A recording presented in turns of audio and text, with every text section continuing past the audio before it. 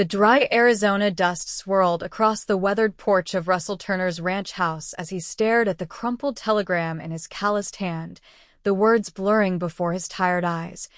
"Arriving Wednesday, stop bringing my boys, stop Sophia Mitchell." He hadn't expected the seamstress he'd hired to come with children, and the realization sent a wave of unease through his normally unshakable composure.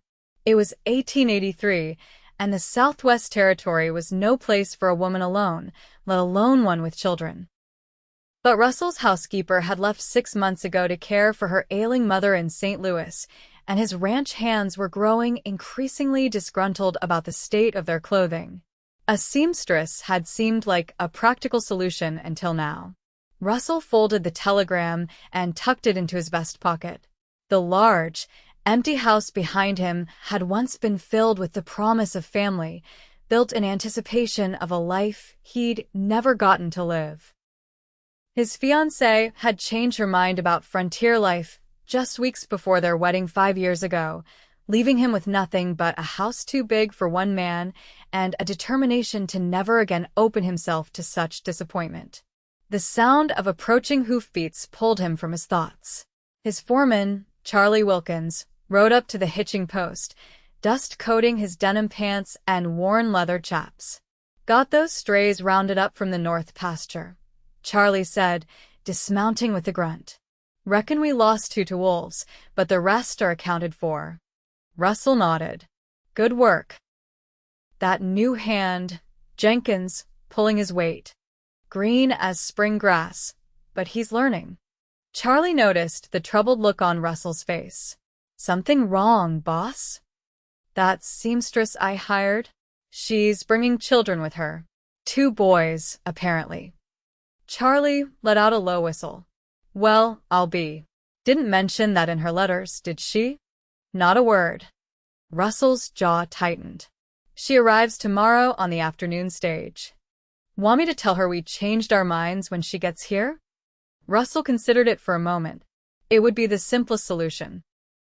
But something, perhaps his own sense of honor, or maybe the memory of his mother's disappointment in men who didn't keep their word, stopped him. "No," he finally said. "A deal's a deal. We'll see how it goes." But the first sign of trouble, and they're on the next stage back to wherever they came from. Charlie nodded, knowing better than to argue. "I'll have Miguel prepare the old cabin by the creek. It's small, but it should house a woman and 2 young uns well enough." Russell nodded his approval, already wondering what kind of mess he'd gotten himself into. Sophia Mitchell clutched her worn leather satchel with one hand and her youngest son's small fingers with the other as the stagecoach rocked violently over the rutted trail. Across from her, 7-year-old Elijah stared wide-eyed out the window at the vast, unfamiliar landscape. "Mama, are there really Indians out there?" he asked, his face pressed against the dusty glass. "Apache," corrected the elderly gentleman seated beside him. "Mostly peaceful these days, but wasn't always so." Sophia gave the man a tight smile before turning to her son. "Yes, there are native people here, but Mr. Turner's ranch is safe. Remember what I told you both." 5-year-old Evan nodded solemnly. "Be on our very best behavior, because Mr. Turner is doing us a kindness." "That's right," Sophia said, smoothing his unruly brown hair. "This opportunity means everything for us. A fresh start." What she didn't say was how desperate that fresh start was. After her husband Daniel's death from pneumonia 2 winters ago, she had struggled to keep their small tailoring shop afloat in Kansas City. When the building's owner had doubled the rent, it had been the final blow. Selling what little they had left had barely covered their train tickets west and the stagecoach fare for this final leg of their journey. The advertisement seeking a live-in seamstress for a cattle ranch had seemed like divine providence. The pay was fair, room and board included, and most importantly, it was far from Kansas City and the painful memories that haunted every corner of their former life. What she hadn't mentioned in her correspondence with Mr. Turner was her children. It was a deliberate omission she now regretted, but she had been afraid he would reject her application outright if he knew. Better to ask forgiveness than permission, she had reasoned at the time. Now, as the stagecoach drew closer to their destination, anxiety gnawed at her insides. "Look, Mama," Elijah pointed excitedly. "Horses. So many horses." Sophia leaned toward the window. In the distance, a group of riders herded cattle across a vast expanse of grassland. Her heart quickened. They must be nearing the Turner Ranch. The stagecoach began to slow as it approached a small settlement little more than a general store, saloon, and a few scattered buildings that constituted the town of Copper Creek. As they pulled to a stop, the driver called out, "Last stop, Copper Creek. All passengers disembark." Gathering their meager belongings, Sophia ushered her boys onto the dusty main street.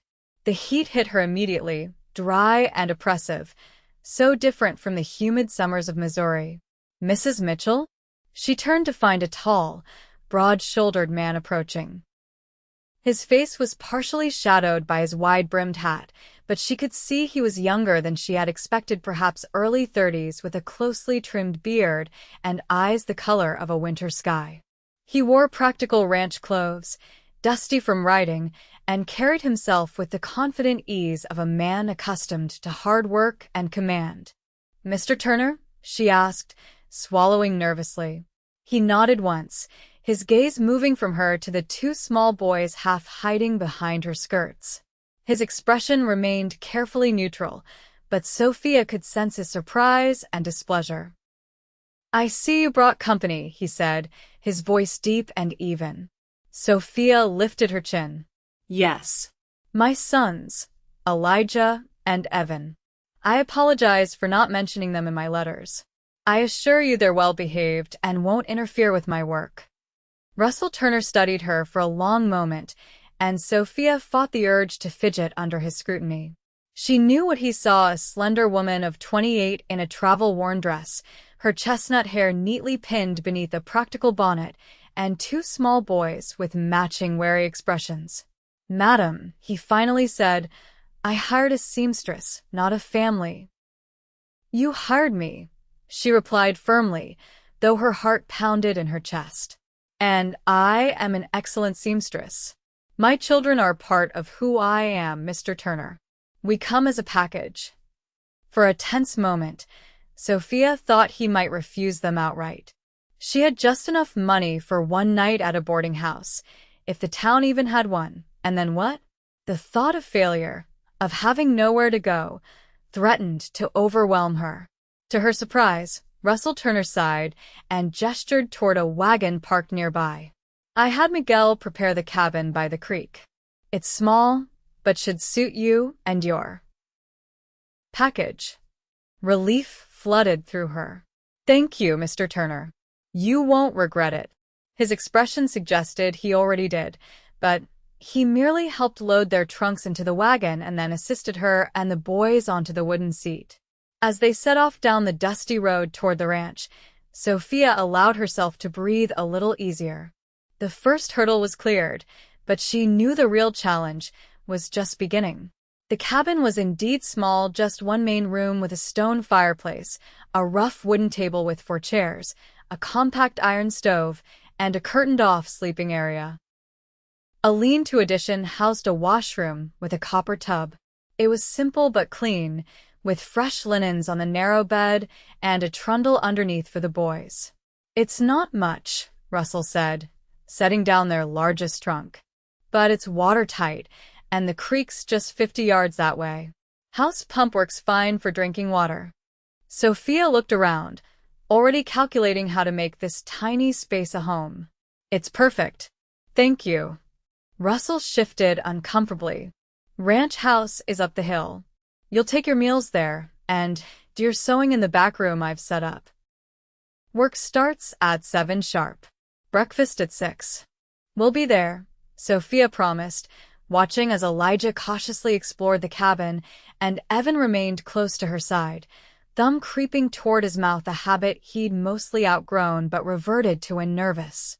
Russell's gaze lingered on the small boy. "How old are they?" "Elijah is 7. Evan is 5.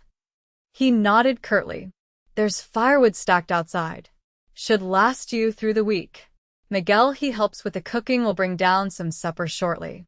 Any questions?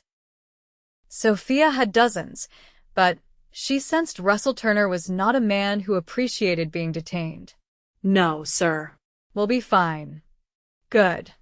He turned to leave, then paused at the door.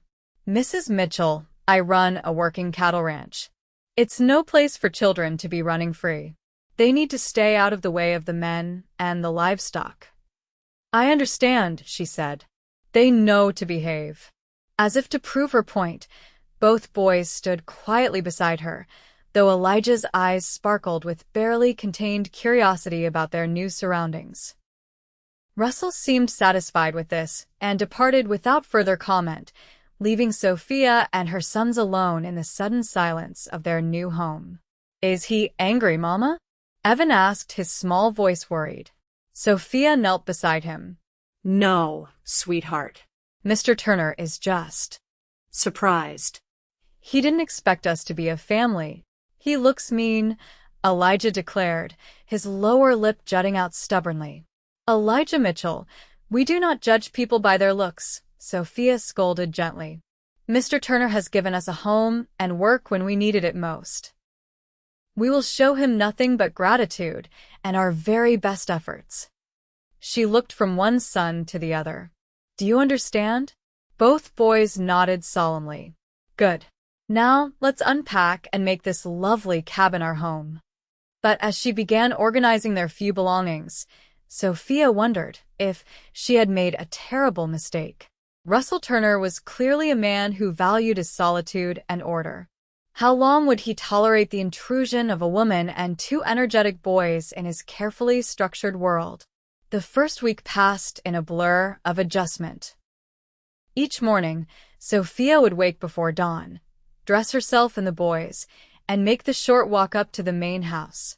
Miguel, the Mexican cook who had a kind smile and gentle manner, would already have breakfast preparations underway. The boys would sit quietly at the kitchen table with their slate boards and primers while Sophia helped serve the morning meal to Russell and his 6 ranch hands. After breakfast, she would settle in the back room that had been converted into a sewing area. It was well lit, with large windows facing east, and Russell had provided a quality Singer sewing machine, a luxury she hadn't expected. The mending pile was substantial. Months of torn shirts, split seams, and worn elbows had accumulated. The boys would either continue their lessons or, when the weather was fine, play in a small fenced area behind the kitchen that Miguel had shown them. It wasn't ideal, but it kept them safely away from the working areas of the ranch. Russell himself remained distant, leaving early each morning to work with the cattle and returning only for meals. He rarely spoke directly to Sophia except to inquire about the progress of the mending or to make requests for specific items, a new set of curtains for the sitting room, repairs to a saddle blanket. On the 8th day, as Sophia worked on patching a particularly worn pair of denim trousers, Russell appeared in the doorway of her sewing room. Mrs. Mitchell, I need to speak with you about your boys. Sophia's heart sank. Had they misbehaved? She'd been so careful to keep them occupied and out of the way. Is something wrong? She asked, setting aside her work. Russell stepped into the room, removing his hat and holding it in his hands, a gesture she'd noticed he rarely made indoors except in this room, as if acknowledging it as her domain. Charlie found them down by the corral this morning, trying to feed grass to the horses. Sophia's eyes widened. I'm so sorry. They know they're not supposed to wander off. I'll speak to them immediately. It's not just that. Russell ran a hand through his hair, which was dark blonde and sun-streaked. This is a working ranch, Mrs. Mitchell. There are dangers everywhere: stampeding cattle, unpredictable horses, tools, weapons. I can't have my men constantly watching for small children underfoot. I understand, Sophia said quietly. It won't happen again. Russell studied her for a moment. They need somewhere to play besides that little patch behind the kitchen. There's a fenced area on the east side of the house, used to be a kitchen garden years back. It's overgrown now, but it's secure. Your boys can use that space if you'd like. Surprised by this unexpected concession, Sophia looked up at him. That's very kind, Mr. Turner. He shrugged, seemingly uncomfortable with her gratitude. It's practical, is all. Happy boys are quiet boys, I reckon, and quiet boys stay out of trouble. They're good children, Sophia said. They've just been cooped up too long. Thank you for understanding. Russell nodded, then hesitated as if there was something more he wanted to say. Instead, he simply placed his hat back on his head. You're doing fine work with the mending.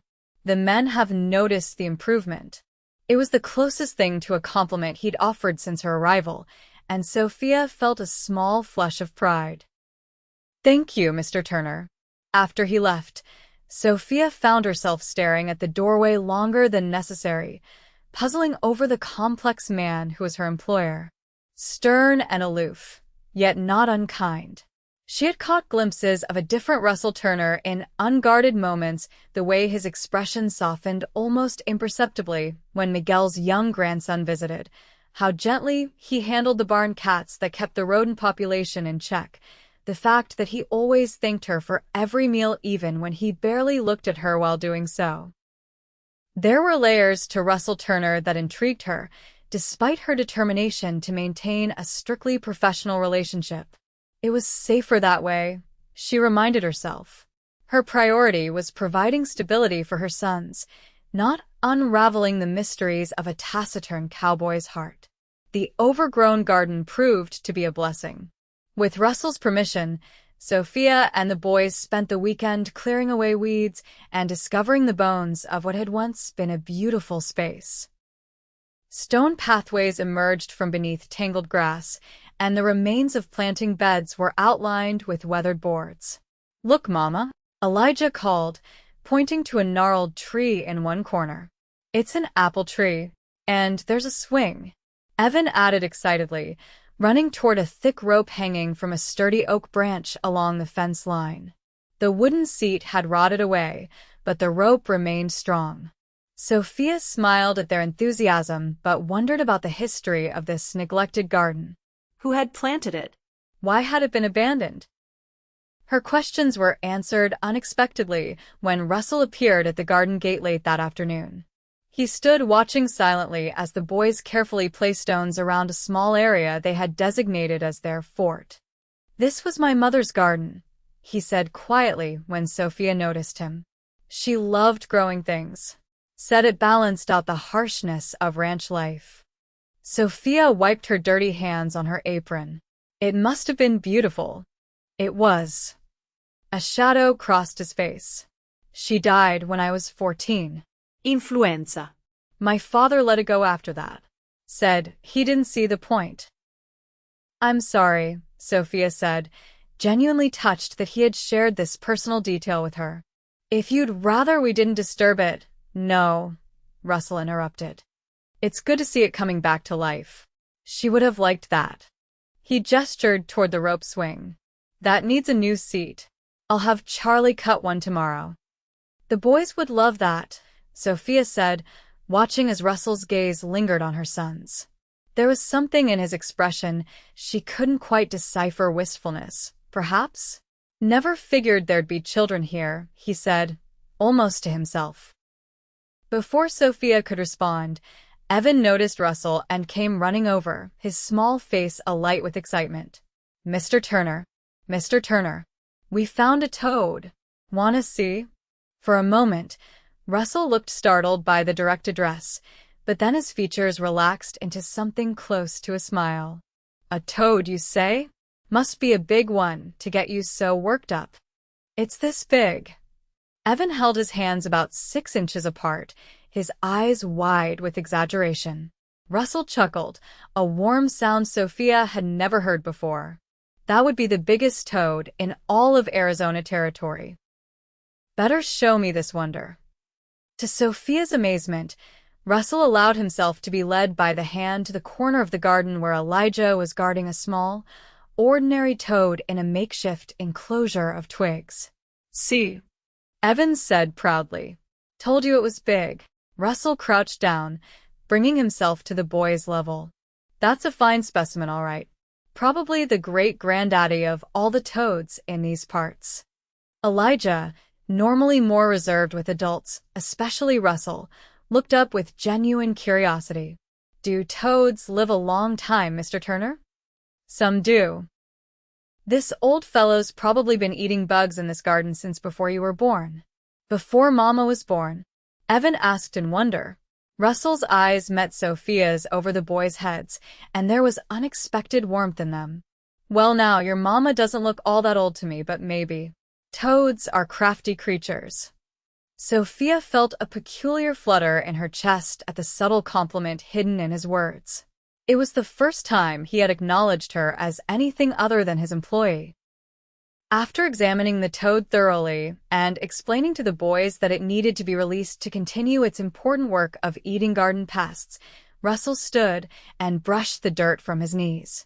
I rode by the old pond this morning, he said casually. Base or jumping? Thought maybe the boys might like to try their hand at fishing tomorrow afternoon, if their lessons are done. Elijah and Evan immediately erupted in excited pleas directed at their mother. Please, Mama. We'll be so good all morning. Sophia hesitated. That's very kind, Mr. Turner, but I wouldn't want to impose on your time. Gotta check the south fence line anyway. Pond's on the way. Russell shrugged as if it were nothing, but Sophia sensed this was a significant gesture from a man who kept so much of himself hidden away. Then we would be delighted, she said, smiling as her sons whooped with joy. As Russell turned to leave, Evan called after him. Thank you, Mr. Turner. You're the nicest man ever. Russell stopped, and for a brief moment, Sophia saw something vulnerable cross his features before he composed himself and tipped his hat to the boys. Just be ready after lunch. And mind your mother till then. After he left, Sophia found herself wondering what had prompted this change in Russell. Was it simply pity for two fatherless boys? Or was there something more, perhaps memories of his own childhood on this ranch, or dreams of a family he had never had? Whatever the reason, she was grateful for the kindness he had shown her sons. And if she was being honest with herself, she was also intrigued by these glimpses of the man behind the stern rancher's facade. The fishing expedition marked a turning point. Russell returned with two excited boys, each proudly carrying a string of small bass that Miguel promptly prepared for their supper. The shared meal was the first time Russell had seemed truly relaxed in Sophia's presence, listening patiently as Elijah and Evan recounted every detail of their adventure, occasionally correcting their exaggerations with gentle humor. Over the following weeks, a new pattern emerged. Russell would find small ways to include the boys in ranch life, allowing them to help collect eggs from the chicken coop, teaching them to identify different horse breeds, showing Elijah how to whittle simple shapes from soft pine wood. Each interaction seemed to soften something in the stern rancher, while the boys blossomed under his attention. For Sophia, these changes brought both joy and apprehension. She was grateful for Russell's kindness toward her sons, but she also recognized the dangerous territory they were entering. The boys were becoming attached to him, especially Evan, who had been too young when Daniel died to have clear memories of his father. One evening in late October, as Sophia sat on the cabin's small porch mending one of Elijah's shirts in the fading light, Russell appeared on the path from the main house. He carried something bulky wrapped in burlap. Evening, Mrs. Mitchell, he greeted her, removing his hat. Boys already asleep? Just barely, she replied, setting aside her sewing. They tried to wait up for you, but today's adventures wore them out. A look of genuine regret crossed his face. Sorry I missed them. Had to ride into town for supplies. He held out the burlap bundle. Got something for them, though. And for you. Surprised, Sophia accepted the package and unwrapped it to find 3 books, a collection of adventure stories suitable for children, a primer with colorful illustrations, and a volume of poetry by Elizabeth Barrett Browning. The storekeeper's wife helped me pick them out, Russell explained, seeming almost embarrassed. Said you might like the poems. Sophia ran her fingers over the embossed leather cover of the poetry book, touched beyond words by the thoughtfulness of the gift. Books were expensive luxuries she hadn't been able to afford for some time. "Mr. Turner, this is too generous," she said softly. He shrugged, looking everywhere but at her face. "Noticed you reading that tattered Bible of yours over and over. Figured you might want something different for a change." "Thank you," she said, meeting his eyes when he finally looked at her. "Truly." Something shifted in the air between them, a moment of connection that transcended their employer-employee relationship. Russell cleared his throat and took a step back, breaking the spell. "Well, I should let you get back to your mending," he said, settling his hat back on his head. "Good night, Mrs. Mitchell." "Good night, Mr. Turner," she replied, watching as he walked back up the path toward the main house, his silhouette gradually fading into the gathering darkness. Later that night, after checking on her sleeping sons, Sophia lit a small lamp and opened the volume of poetry. A pressed wildflower fell from between the pages, a perfect desert bloom, its delicate purple petals preserved between Sonnet 43 and Sonnet 44. She recognized it as one from a cluster that grew near the creek, where she sometimes took the boys to wade on hot afternoons. "How do I love thee? Let me count the ways." The familiar opening lines of Sonnet 43 seemed to leap from the page. Had Russell selected this book knowing this particular poem was inside? Had he placed the flower there himself? Or was it simply a coincidence? Perhaps the storekeeper's wife had prepared the gift. Sophia closed the book carefully, preserving the flower in its place. It was dangerous to read too much into a simple kindness, she reminded herself. Russell Turner was a good man, showing compassion to a widow and her fatherless sons. Nothing more. Yet as she extinguished the lamp and prepared for sleep, she couldn't help but remember the way his eyes had softened when they met hers, or how his calloused fingers had brushed against hers as he handed her the books. For the first time since Daniel's death, Sophia found herself thinking of a man other than her husband before drifting off to sleep. The realization both thrilled and terrified her. November brought cooler temperatures and the first whispers of the approaching winter. Ranch work shifted from driving cattle to preparing for the colder months, repairing buildings, stockpiling firewood, smoking meat to last through potential snow days. Russell had taken to stopping by the cabin most evenings, ostensibly to check that they had enough firewood or to bring some small treat from town. Sometimes he would stay for a while, listening as Sophia read aloud from the adventure book to the boys before their bedtime. Occasionally, he would even take over the reading, his deep voice giving life to tales of pirates and explorers that captivated not only the children but Sophia as well. On one such evening, after the boys had finally succumbed to sleep, Russell lingered by the fireplace, staring into the flames as Sophia put away the book. "They're good boys," he said quietly. "You've done well with them." "Thank you," Sophia replied, warmed by the compliment. "It hasn't been easy since their father died, but they're resilient." Russell nodded, still gazing into the fire. "How long has it been?" 2 years last month." Sophia sat in the rocking chair across from him. "Daniel caught pneumonia after falling through ice on a delivery run. He was a tailor, taught me everything I know about sewing." "I'm sorry," Russell said, and there was genuine empathy in his voice. "Losing someone you love. It changes you." Something in his tone made Sophia wonder if he spoke from experience. "Were you ever married, Mr. Turner?"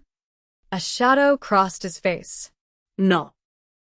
"Almost once. Elizabeth and I were engaged for nearly a year. She was from back East Philadelphia. Met her when I was selling cattle there." He paused, and Sophia remained silent, sensing he needed time to continue. She thought she wanted this life. Turned out she didn't. Left 3 weeks before the wedding. "I'm sorry," Sophia said softly. "That must have been difficult." Russell's laugh held no humor. "Built this whole house for her. All those fancy touches, the carved banister, the bay windows, that garden. She wanted a proper home, not a ranch cabin. He gestured toward the walls around them. Ironic that the only woman to actually live on my property ended up in the old cabin instead.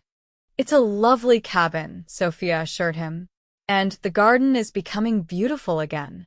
Russell finally looked at her directly. You've made a real home here in a short time, Mrs. Mitchell. The boys seem happy. They are. Happier than they've been in a long while. She hesitated, then added, Much of that is thanks to you. Me? He seemed genuinely surprised. The time you spend with them, the things you teach them, it means the world to them. Especially to Evan. He was so young when his father died, he barely remembers him. Russell shifted uncomfortably in his chair. Just trying to be decent is all. It's more than decent, Sophia said quietly. It's kind. And I'm grateful. Their eyes met across the small space, and for a moment, something unspoken passed between them, an acknowledgement of the connection that had been slowly forming over these autumn weeks. Russell broke the moment first, standing abruptly. It's getting late. I should head back to the house. Sophia rose as well. Of course. Thank you for reading to the boys. They love your pirate voice. A hint of a smile softened his features. Reckon I miss my calling as a stage actor. He reached for his coat hanging by the door, and as Sophia moved to hand him his hat, their hands brushed. Neither pulled away immediately, and Sophia felt the warmth of his skin against hers, rough with calluses, but gentle in its touch. Good night, Mrs. Mitchell, Russell said, his voice lower than usual. Good night, Mr. Turner, she replied, suddenly very aware of how close they were standing in the narrow confines of the cabin's entryway. For a breathless moment, Sophia thought he might say something more or perhaps do something more, but instead, he settled his hat on his head and stepped out into the cool night air, leaving her with the lingering warmth of his touch and a heart beating faster than it had in years. The first snowfall came in early December, blanketing the ranch in pristine white that delighted the boys and brought a temporary halt to much of the outdoor work. Russell used the opportunity to catch up on ledgers and correspondence, while Sophia worked on special projects, new shirts for the hands as Christmas presents from their boss, warm quilts for the boys' beds, curtains for the main house dining room that Russell had mentioned needed replacing. On the third day of snow, as Sophia worked in her sewing room, she heard an unfamiliar sound from the direction of the ranch house's rarely used formal parlor piano music. Curious, she set aside the shirt she was hemming and followed the melody. She found Russell seated at an old upright piano in the corner of the parlor, his fingers moving across the keys with surprising grace for such large hands. The tune was melancholy but beautiful, something classical that she didn't recognize. Not wanting to interrupt, Sophia remained in the doorway, watching as this new facet of Russell Turner revealed itself. His expression as he played was unguarded, emotional in a way she had never seen before, vulnerable and intense simultaneously. When the piece concluded, she couldn't help but applaud softly. Russell turned, startled by her presence. "I'm sorry," she said quickly. "I didn't mean to intrude. It was just so beautiful." Russell looked embarrassed, running a hand through his hair. "Just an old habit. My mother insisted I learn. Said every gentleman needed some refinement, even a rancher's son." She was right, Sophia said, entering the room fully now. "You play wonderfully. What was that piece?" Chopin. "One of his nocturnes." Russell closed the piano lid gently. "Haven't played in years, honestly. Something about the snow made me remember."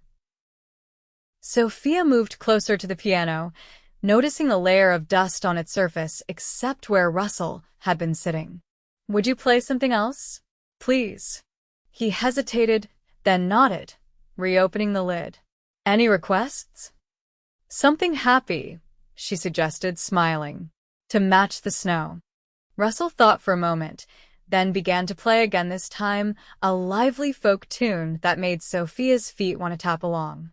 Halfway through, The patter of small feet announced the arrival of Elijah and Evan, who had been playing with wooden blocks in the kitchen under Miguel's watchful eye.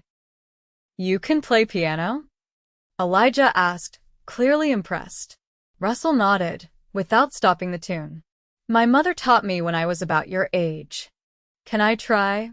Evan asked, already climbing onto the bench beside Russell. To Sophia's surprise, Russell made room for the small boy. Sure. "Put your fingers here like this." He guided Evan's tiny fingers to press several keys in sequence, creating a simple melody that delighted the child. Elijah soon joined them on Russell's other side, and before long, all three were creating music together, Russell playing the main tune while helping each boy add notes at appropriate moments. Watching them, Sophia felt a lump form in her throat. They looked like a family, a father teaching his sons, sharing laughter and music on a snowy afternoon. It was a picture of what might have been with Daniel, what she had thought was forever lost to her. But it was also a dangerous illusion. Russell Turner was their employer, not their family.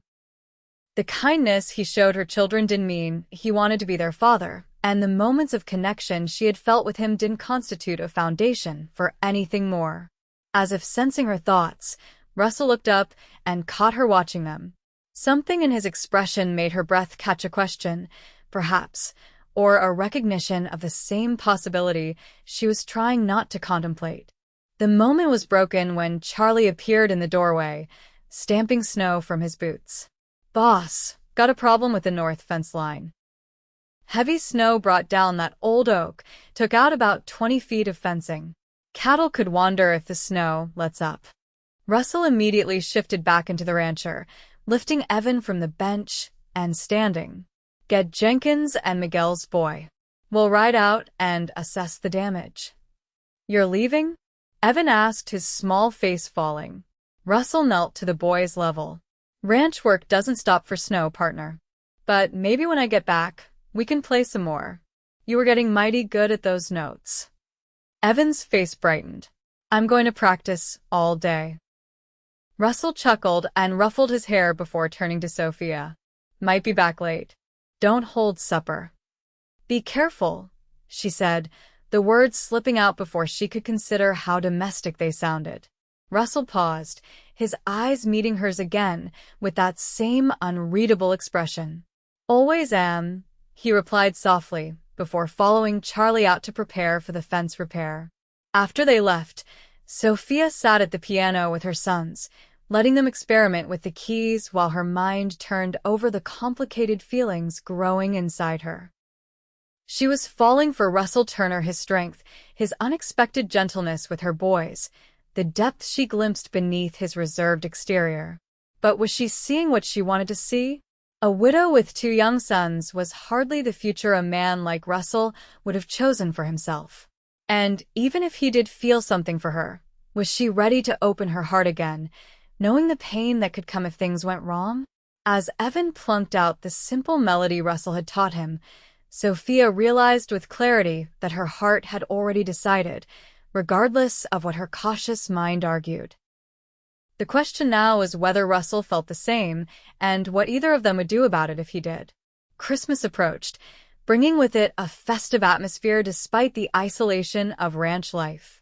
Sophia and the boys collected pine boughs to decorate the main house, and Miguel prepared special treats, tamales and sweet empanadas alongside traditional American holiday fare.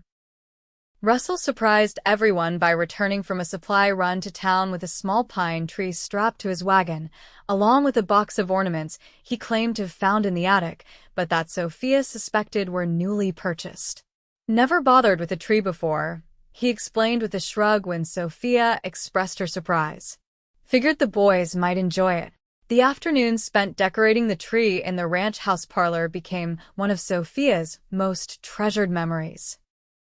Russell lifted the boys to place ornaments on higher branches, showed them how to string popcorn and cranberries for garlands, and even produced small carved wooden animals as gifts, a horse for Elijah and a bear for Evan, which he admitted to having whittled himself during evening hours. "Mr. Turner," Evan asked as they finished placing the last ornaments, "did Santa Claus know we moved to Arizona?" Will he find us here? Russell crouched down to the boy's level, a position he seemed to take naturally now when speaking with the children. Santa Claus has special ways of knowing where good children are, no matter where they live. And you and your brother have been mighty good, from what I've seen. Evan's eyes widened. Even when I accidentally let the chickens out last week. Even then, Russell assured him with a smile. Everybody makes mistakes. It's how you fix them that matters. And you helped round up every last one of those birds, didn't you? Evan nodded solemnly. I counted twice to make sure. Then I reckon Santa will find you just fine. Later that evening, after the boys had gone to bed, Sophia found Russell alone on the porch of the main house, smoking a rare cigar as he gazed at the star-filled sky. Thank you for the tree, she said, wrapping her shawl tighter against the cold. And for reassuring Evan about Santa Claus. He's been worried about it for days, but was afraid to ask. Russell nodded, tapping ash from his cigar. Christmas should be special for children. My father always made sure of that, even after my mother passed. It was the one day of the year he'd set aside work entirely. Sophia leaned against the porch railing beside him. Daniel was the same way. He'd stay up all night on Christmas Eve, building toys or putting together surprises.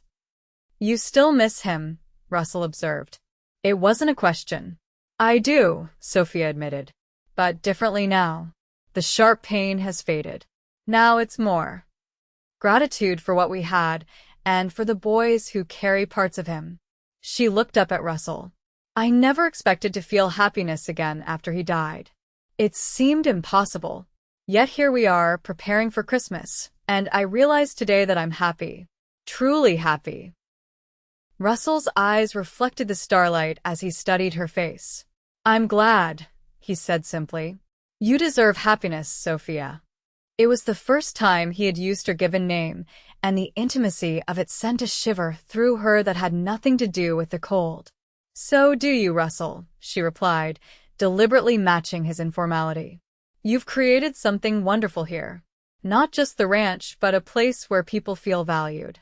Miguel, Charlie, all your hands, they respect you deeply. And my boys. She hesitated, then continued. They adore you. Russell looked away, seemingly uncomfortable with her praise. They're good kids. Easy to be kind to them. It's more than kindness, Sophia said quietly. You treat them like they matter. Like their thoughts and feelings are important. Evan asked me yesterday if you could teach him to ride when he's bigger, like you're teaching Elijah. A small smile played at the corners of Russell's mouth. He's still a bit small for a proper horse. But I've got an old pony that might suit him come spring. You've thought about it already, Sophia observed, her heart warming at this evidence of his consideration for her children's future.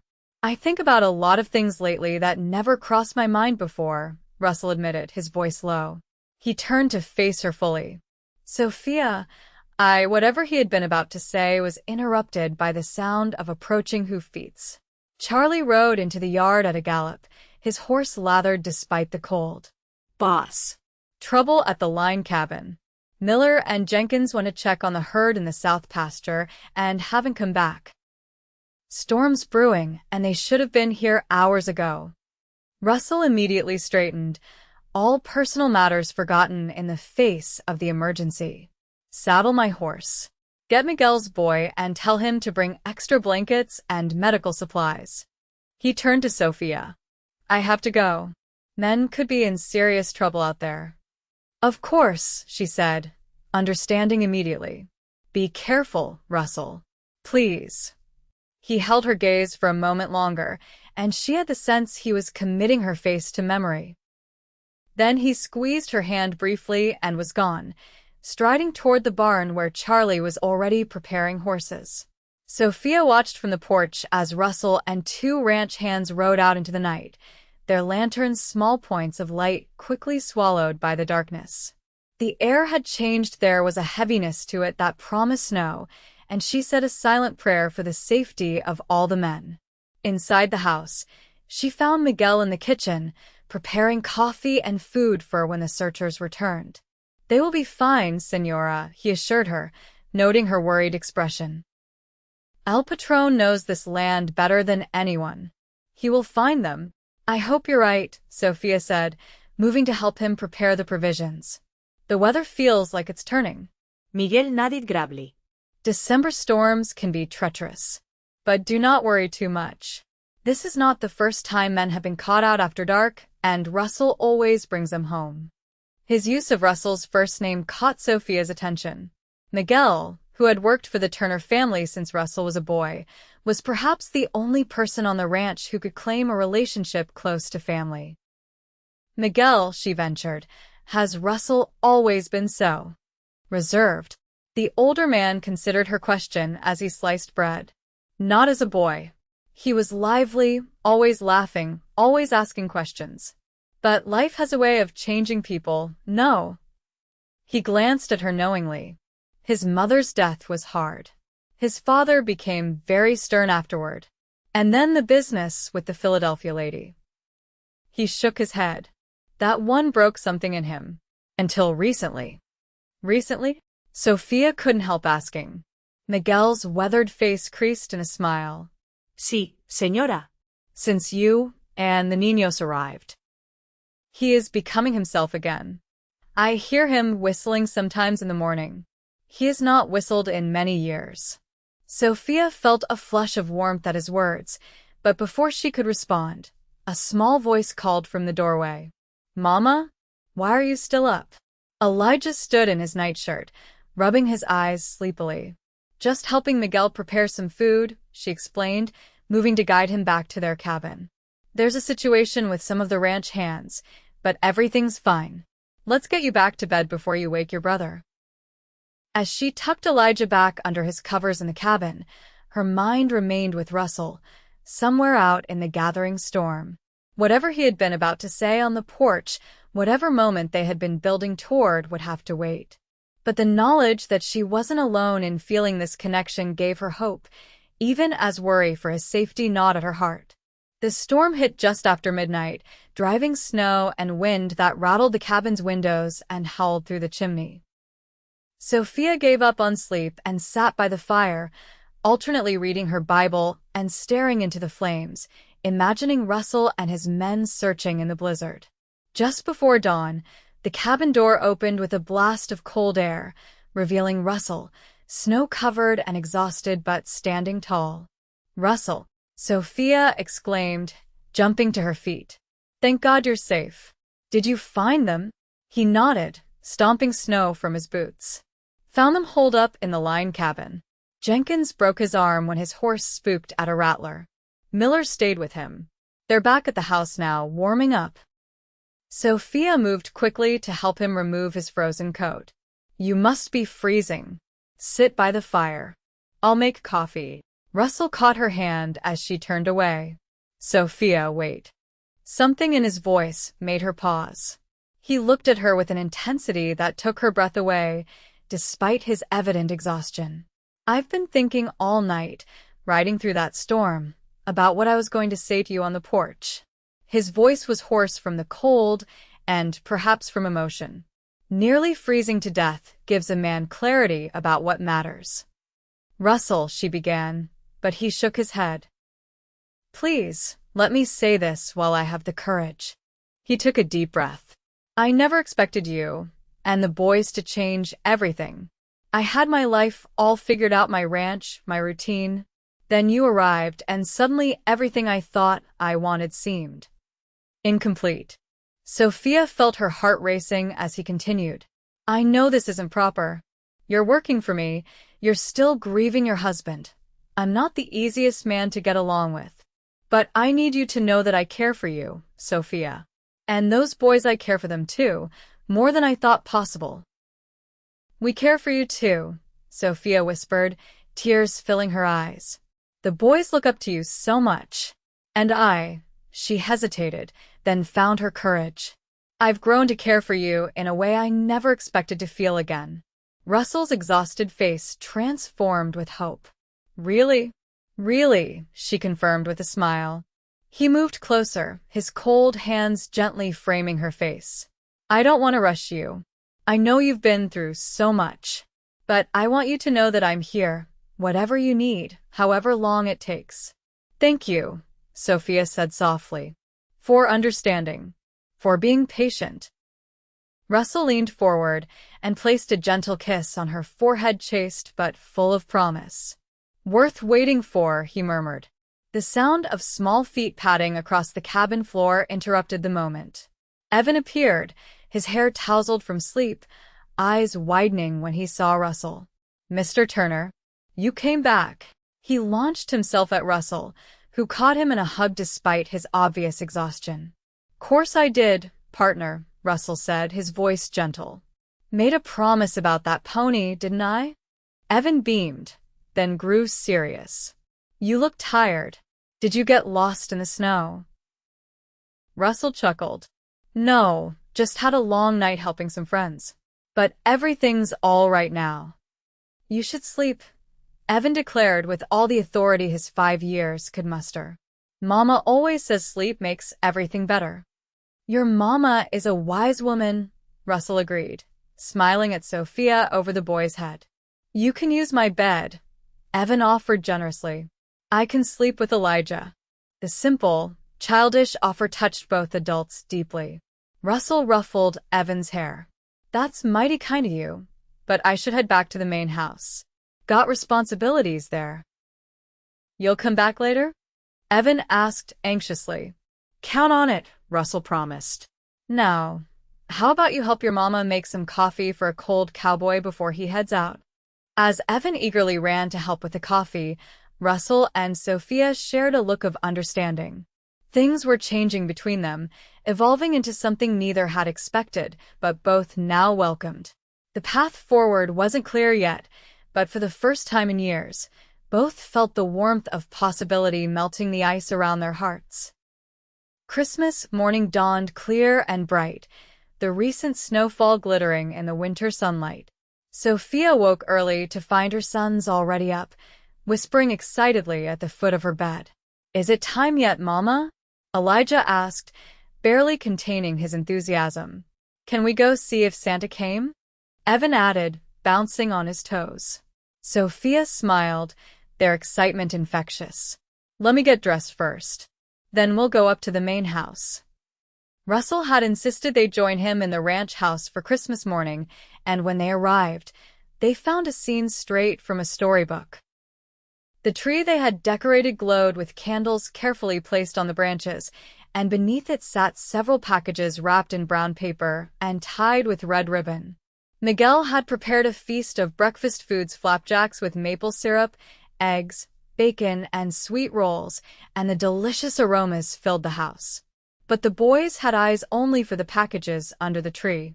Merry Christmas, Russell greeted them, looking more relaxed than Sophia had ever seen him. He wore a clean white shirt without his usual vest and jacket, and his hair was neatly combed. Merry Christmas, Sophia replied, suddenly shy in the face of their last conversation and the intimacy of sharing this holiday morning. Santa came, Evan exclaimed, pointing at the packages. Russell winked at Sophia. Looks like you boys were on the nice list after all. The next hour was filled with the joy of Christmas morning, the boys exclaiming over their gifts, which included not only the carved animals Russell had already given them, but also new books, a set of tin soldiers, and handmade wooden toys that Russell admitted to crafting himself during late evenings. For Sophia, there was a beautiful woolen shawl in deep blue, a color Russell said matched her eyes, and a small wooden box inlaid with mother of pearl that contained a silver brooch shaped like a rose.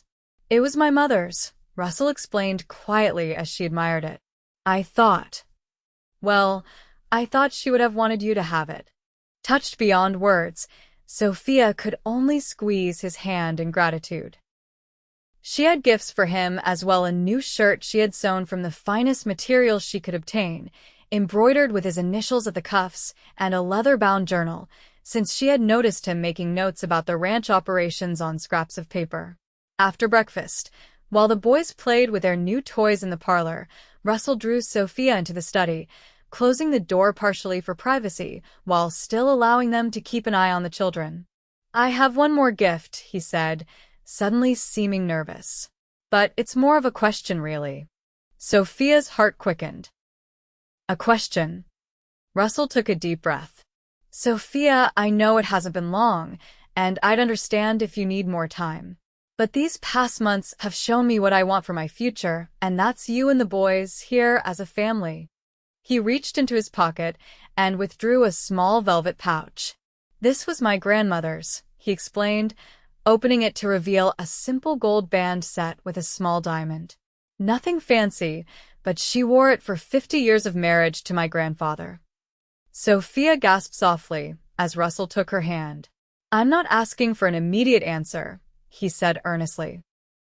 I know you might need time to be sure, to think of Daniel and what this would mean for the boys. But I want you to know that I love you, Sophia Mitchell. And I love Elijah and Evan as if they were my own sons. If you'll have me, I want to spend the rest of my days proving that to all of you. Tears filled Sophia's eyes as emotion overwhelmed her. Russell, a small voice from the doorway interrupted her. Are you going to be our new papa? They turned to find Elijah standing there, his expression serious, with Evan peeking around him. Russell straightened, looking uncertain for the first time. Elijah, that would be up to you and your brother, and your mother, of course. Elijah considered this thoughtfully.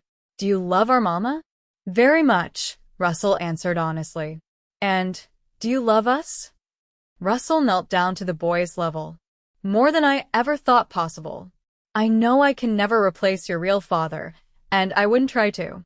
But I would be honored to help raise you boys, to teach you everything I know, and to love you as my sons. Elijah glanced at his mother, then back at Russell. Our real daddy is in heaven. Mama says he watches over us. But I think...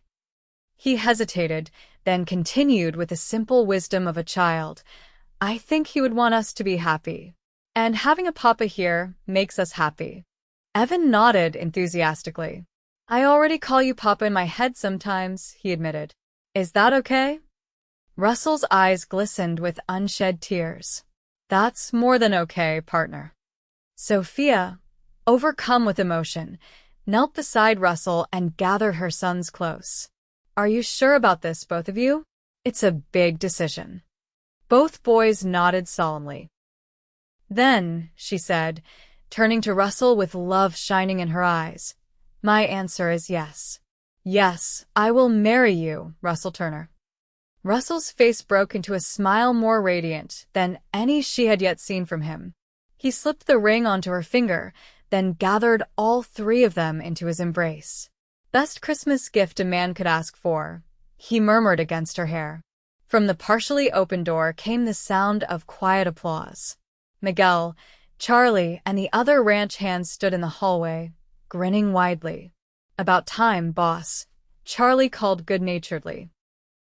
Miguel wiped a tear from his weathered cheek. Mi familia is complete again, he said simply.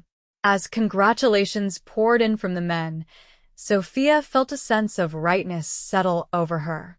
This unexpected journey to Arizona had led her not just to employment, but to a home, a family, and a love she hadn't dared hope for again.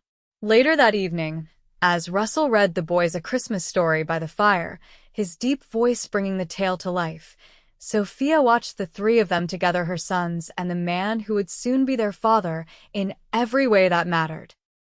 Daniel would always have a place in their hearts, but life had given them this new chance at happiness, this gift of a second family formed not by blood, but by choice and love. And as Russell looked up from the book to meet her gaze, his eyes full of promises for their future, Sophia knew with absolute certainty that they had all found exactly where they belonged. Epilogue Christmas 1888. Papa. Papa. Uncle Charlie says the wagon with the Christmas tree is coming. 10-year-old Evan burst into the ranch house, letting in a blast of cold December air along with his excitement. Russell looked up from where he sat at the dining table, reviewing the ranch accounts. Careful with that door, son. Your mother will have my hide if you wake the baby. Sorry, Evan said, lowering his voice but still vibrating with anticipation. But it's the biggest tree ever. Elijah, and I saw it from the ridge. Russell smiled at his son's enthusiasm. 5 years had passed since that first Christmas when he had proposed to Sophia, and each holiday season seemed more joyful than the last. Well then, we'd better go help bring it in, he said, closing the ledger and standing. Where's your brother? Helping Uncle Charlie with the horses. Come on. Russell followed Evan outside to where a wagon was indeed approaching, bearing an enormous pine tree. 12-year-old Elijah sat proudly beside Charlie, helping to guide the horses. What do you think, Papa? Elijah called as the wagon stopped before the house. Big enough. Russell surveyed the massive tree and laughed. Might have to raise the ceiling, son. The sound of the front door opening drew his attention. Sophia stood on the porch, their 2-month-old daughter Rebecca cradled in her arms, wrapped snugly against the December chill. I see you men have outdone yourselves this year, she observed with amusement. Russell moved to join his wife, placing an arm around her shoulders and gazing down at their sleeping daughter. The boys were determined to find the perfect tree. Can't disappoint them, can I? Sophia leaned into his embrace. You've never disappointed any of us, Russell Turner. He pressed a kiss to her temple. Nor you me, Mrs. Turner. Their peaceful moment was interrupted by Miguel's voice calling from inside. The tamales are ready, and Rosa has finished the empanadas. Miguel's daughter-in-law had joined the ranch household 2 years earlier when his son returned from California with a bride.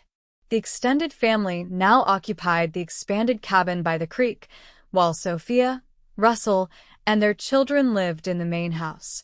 We'd better get inside before the boys devour everything, Sophia laughed. Russell took baby Rebecca from her arms. You go on. I'll help get this monster of a tree situated first.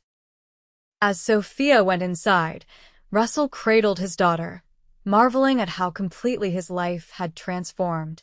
The lonely ranch house was now a true home, filled with laughter, occasional chaos, and more love than he had ever imagined possible. Need some help with the little one, Papa? Evan asked, appearing at his side. Think you can handle her while I help with the tree? Evan nodded solemnly, holding out his arms. I'm an expert big brother now. Russell carefully transferred the baby to her brother's well-practiced hold. Take her inside to your mother. And maybe save your old man some of those tamales? I'll try, but Elijah eats like a horse these days, Evan replied with a grin before carefully carrying his sister toward the house.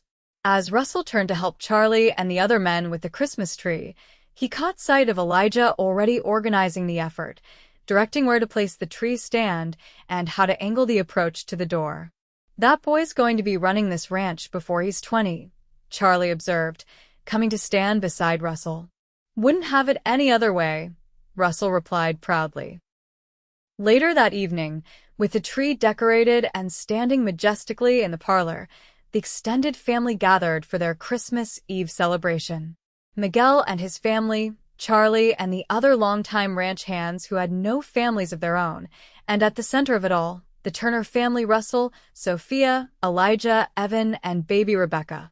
As they shared the feast Sophia and Rosa had prepared, Russell looked around the table at the faces of those he loved. Elijah, growing tall and serious, already showing signs of the capable man he would become. Evan, still full of mischief and imagination, but with a gentle heart that made him a natural with animals and his baby sister. And Sophia, more beautiful to him with each passing year, her eyes still lighting up when they met his across a room. When the meal was finished and the evening's festivities wound down, Russell found a quiet moment alone with Sophia in the kitchen as she prepared a bottle for the baby's night feeding. Happy? He asked, wrapping his arms around her from behind and resting his chin on her shoulder. Sophia turned in his embrace to face him. Completely. Are you? More than I ever thought possible. He brushed a strand of hair from her face. You know, when you first arrived with those 2 little boys, I thought you were going to be nothing but trouble. Sophia laughed. I was terrified you'd send us packing the moment you saw them. Best decision I ever made, letting you stay. Russell's voice grew serious. You brought life back to this place, Sophia. To me. We brought it to each other, she corrected gently. You were exactly what the boys needed, what I needed even if none of us knew it at the time. From the parlor came the sound of Elijah playing the piano. He had taken to the instrument even more naturally than Russell had as a boy, while Evan's voice could be heard explaining something about the Christmas star to Miguel's grandchildren. Listen to them, Russell said softly. Our family, Sophia echoed, standing on tiptoe to kiss him. As the snow began to fall outside, covering the ranch in a blanket of pristine white, Russell Turner held his wife close, grateful beyond words for the woman who had arrived with 2 little boys and changed his life forever. What had once been simply a ranch was now a home, and the lonely cowboy had become a husband, a father, and a man complete. Outside, the stars shone brightly over the Turner Ranch, bearing witness to the enduring power of love, the strength of family, and the joy that can be found when hearts open to unexpected possibilities.